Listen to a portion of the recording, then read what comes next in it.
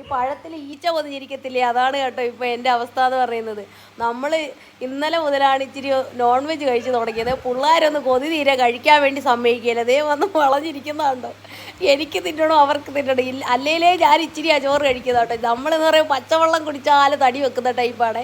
അത് കാരണം നമ്മൾ കഷ്ടപ്പെട്ടിച്ചിരി ചോറെടുത്തോണ്ട് വന്നിരിക്കുമ്പോഴേക്കും പിള്ളേരിതേ കയറി ഇരിക്കുന്നതുകൊണ്ട് കൊടുത്തില്ലേലും പിന്നെ എന്നെയും കൂടി ചേർത്ത് തിന്ന് കളയും കേട്ടോ. ഇതാണ് എൻ്റെ ജീവിതം എന്ന് പറയുന്നത്. കണ്ടോ ഇരിക്കുന്നുണ്ടോ, നമ്മളാണേലും ഇവർക്ക് കൊടുത്ത് കഴിയുമ്പോഴേക്കും എൻ്റെ പ്ലേറ്റിലൊന്നും ഉണ്ടാവില്ല. പിന്നെ എനിക്ക് എന്നാന്ന് പറഞ്ഞാൽ എനിക്ക് പേരിന് കഴിക്കുന്ന ഒരാളാണ് കേട്ടോ ഞാൻ. എന്നാന്ന് പറഞ്ഞാൽ ചോറ് കഴിച്ചു എന്ന് പറയും, എനിക്കും എൻ്റെ വയറ് നിറയണം, അവരുടെ വയറ് നിറയണം, അങ്ങനത്തെ ഒരാളാണ്.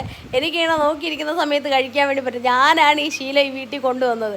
അത് കാരണം ഈ പിള്ളേരിപ്പോൾ ഇവിടെ ആര് വന്നാലും ഈ ഇരിപ്പാണ് കേട്ടോ. അത് കാരണം ഇപ്പോൾ ജോബിനാണെങ്കിൽ സ്ട്രിക്റ്റ് റൂളാക്കി വെച്ചേക്കുവാണ്, കൊടുക്കരുതെന്ന് പറഞ്ഞിട്ട്. എന്താണെന്ന് പറഞ്ഞാൽ എൻ്റെ കൂട്ടുകാരിയുടെ പിള്ളേർ വരുമ്പോഴേക്കും എന്നാ ചെയ്യുന്നത് പറഞ്ഞാൽ ഇതുപോലെ ഈ അവരുടെ മേത്ത് അങ്ങോട്ട് കയറി ചെല്ലും കേട്ടോ. അതൊക്കെ വലിയ പ്രശ്നമാണ് ഈ പിള്ളേർ കാണിക്കുന്നതെന്ന് പറയുമ്പോഴേക്കും.